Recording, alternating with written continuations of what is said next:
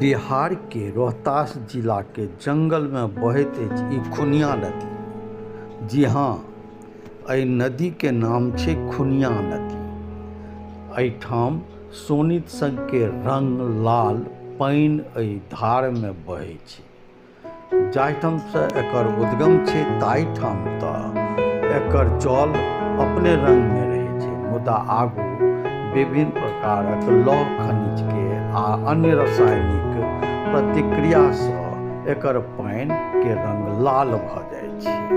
मुदा छै ने ई आश्चर्यक बात